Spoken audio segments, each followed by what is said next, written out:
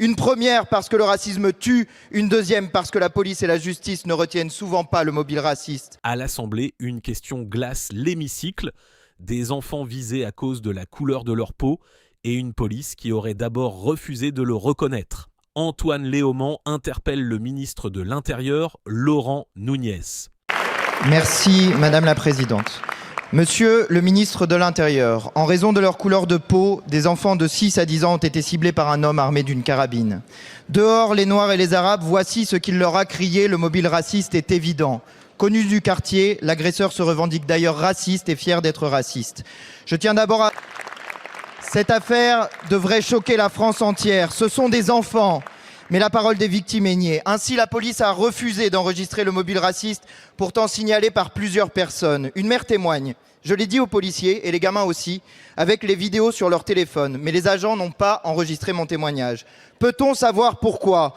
Pourquoi le père d'un enfant agressé a dû retourner au commissariat pour exiger que sa plainte soit prise en entier ? Pourquoi a-t-il fallu 4 jours de mobilisation pour que le procureur daigne retenir le mobile raciste ? Pourquoi l'agresseur est-il toujours en liberté à cette heure ?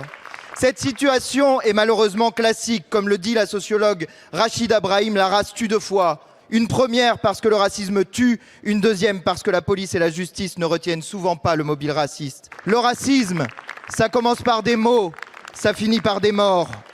Combien de meurtres et d'agressions racistes faut-il pour que votre gouvernement agisse ? La République promet la liberté, l'égalité et la fraternité. Alors où est-elle quand des enfants se font tirer dessus en raison de leur couleur de peau sans provoquer un puissant élan de solidarité ? Aurait-il fallu, collègues, que ces enfants aient ma couleur de peau pour avoir le droit à la compassion de la nation tout entière ? Merci beaucoup Madame la Présidente, Mesdames et Messieurs les députés. Monsieur le député Antoine Léaumont, j'espère que vous ne croyez pas une seconde ce que vous venez de dire qui est très grave. La France poursuit les auteurs de propos racistes, de crimes racistes, quels qu'ils soient. Soyez-en certains. Soyez-en certains. Et ne tenez pas ce type de propos qui vraiment jette un gros doute sur notre détermination qui est totale pour lutter contre le racisme. Qui est totale. Et nous le démontrons tous les jours. Croyez bien, monsieur le député, que cet homme aura à répondre des actes qu'il a tenus et que, j'insiste, le procureur a étendu son ouverture à la première enquête.